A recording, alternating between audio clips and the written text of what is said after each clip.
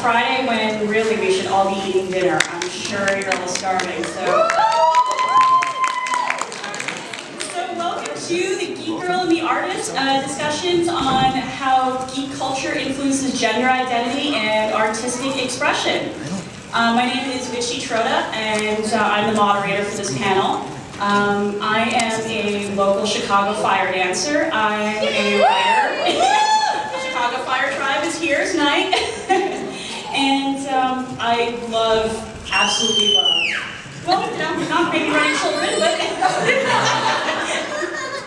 I am a complete and unrepentant geek. My capacity for 80s cartoon trivia knows no bounds. Yeah, exactly. And I really wanted to pull this panel together because I've been to a couple of these cons, and especially last year, I attended a panel where the whole topic was kind of discussing about how geek culture can help you to be an entrepreneur. And while it was a really interesting discussion, I kind of noticed that everybody on the panel, they were all men. And I had actually gotten up to ask the question, so I'm like, so guys, this is really great what you do. Do you have any advice for women on how they can utilize being a geek and kind of do the things that you do? Because sometimes there are issues with sexual discrimination, misogyny in geek culture, and they had no idea how to answer the question at all. So that just kind of brought it home to me that if I wanted to have these kind of discussions in geek culture, because I really love being a geek, I love being a nerd, it's a huge part of my own identity, and it's something that is very integral to my own identity as a woman, I kind of figured, why not have this kind of discussion? Because I am inordinately lucky to know some amazing geek women who are artists across a whole plethora of disciplines. Like here we have Kriss Abigail, who is a photographer. She has now leveled up to a pro photographer after 2 years. She's been photographing burlesque shows for Godzilla Productions since 2010. She is a lover of fantasy and storytelling, which she uses to create images that play with light and shadows. She loves watching Nova marathons. She loves Captain Jack Harkness. Slaughtering the Alliance, and next to her, we have Susheela Bhat.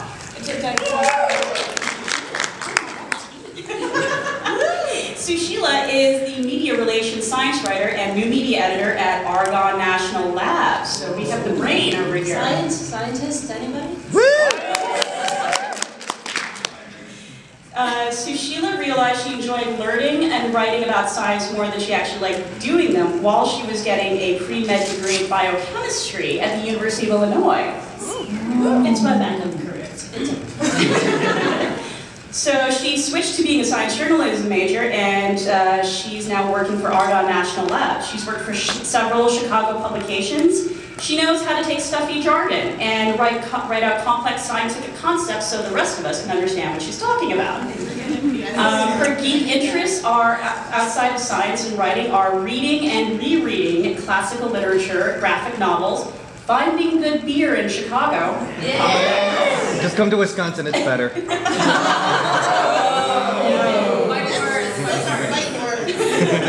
Yeah, no, but they got a point. No, it's true.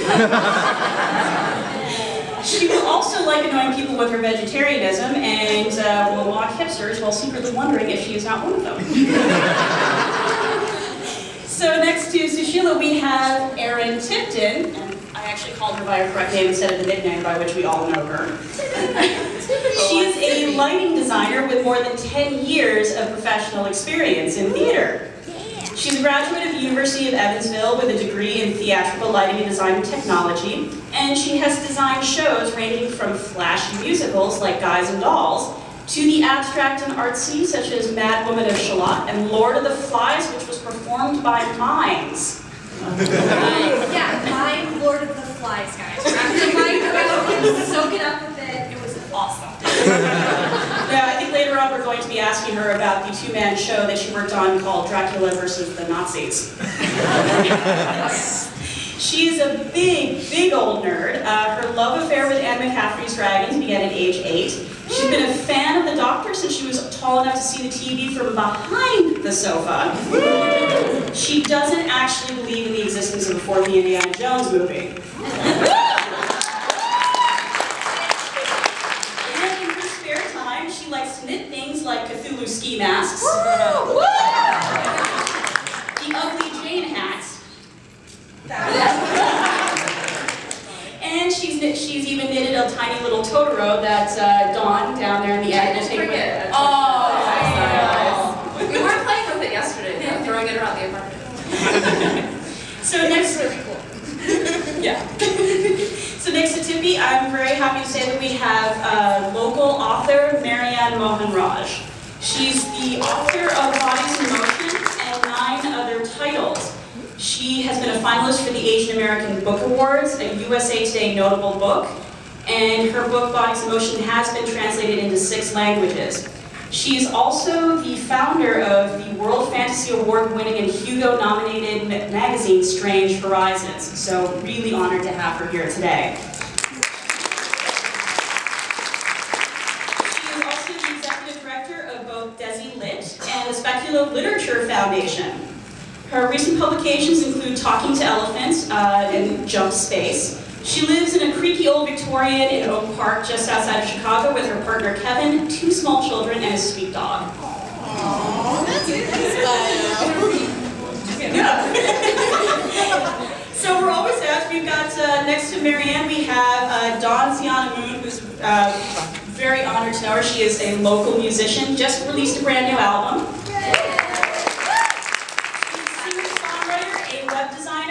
Also a belly dancer. She's probably touched upon almost every single art form that we have, and if she hasn't yet, she will eventually, because she's unable to do anything else.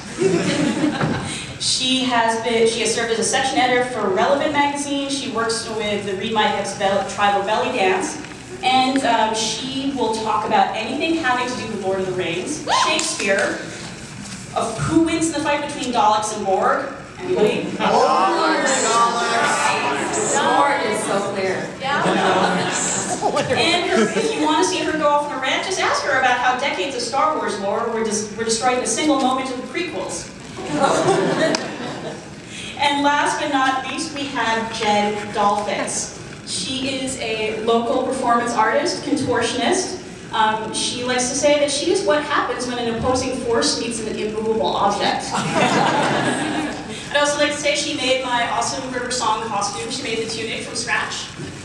We've got steampunk, steampunk Poison Ivy going on. She's also a really kick-ass magic player, and she will pretty much do anything with fire. Also another fire performer. She's absolutely amazing. So thank you, all of you, for being here and for participating in the panel. So pretty much, I guess I'd like to start off with, I guess, Marianne, first question. Yeah, start in the middle of the table. I guess, so how has being, I know having taken a class with you that speculative fiction and fantasy and science fiction writing has been a really big focus for you. Was that something that grew out of nerd interest that you had, or was it kind of the reverse? So, I'm not sure how this connects to gender, but I'll just... No, it wasn't starting off with that. As long as I know it's connected to gender. So I came here as an immigrant. I was born in Sri Lanka. I came here when I was 2. And I grew up, my dad would bring me books home from the library. I think I always loved fairy tales and fantasy and science fiction, but I imprinted very heavily on Star Trek, and specifically on Spock. And so I think there's a hybridity to Spock that's very appealing for the person who is in another culture and is marked as such, right? And so I would start there, and it just kind of grew madly from that point. Well, that's kind of interesting then, because you're talking about identifying with Spock who's male. I mean, how does that work? Doesn't matter. It didn't matter to you at all? No, and I mean, and I don't know how that's going to factor into the discussion, but I will add that I'm bi and I'm poly, so, so I don't know if that's relevant. But, yeah, so if you wish to, if you think it's relevant, but it's real. In the sense of, it's in Star Trek, you identify with, I I identified with people who did stuff, right? And so as much as I adore Aurora, for a variety of reasons, and I'm glad that it looks like maybe they'll let her do some more stuff in the new series, we'll see. But it was always Spock and Kirk, really, right? I mean, if I wasn't identifying with Spock, it was Kirk, because he got to go off and he got girls, he saved the universe. I mean, that's what you want to do, right? Well, actually, that segues in good because I know a lot of your fellow panelists are also big Star Trek geeks. Dawn was running a CompuServe Star Trek group way She back. warned me we were going to talk about this. Back in middle school, there was a Star Trek organization. Anybody familiar with the concept of a sim? Yes. Okay, so we played Sims on CompuServe, and there were Star Trek Sims, and I was second in command of the entire organization that did this back in middle school, which I always said for many years was nerdier than playing D&D. So. Yeah. So I guess then, how did that fit into, like, I guess what I'm really curious to know for all of you is how did being a geek, what did it mean to you, especially being women as well? Like, was that something that you saw as separated from gender, or was it something that was really tightly tied and you never really thought about it? Like, you know, you talk about women and having geek interests, the typical reaction is like, oh, so she's a tomboy. Like, I don't know if that was something that anyone had ever actually thought about, like how it tied into like a lot of the things that you've now done as artists as well. I don't know about anybody else, but in my specific lighting field, there's really kind of two types of lighting designers. There's the crusty old hippies, and there's the geeks. Like, those are the two people that get into playing with light for a living. And so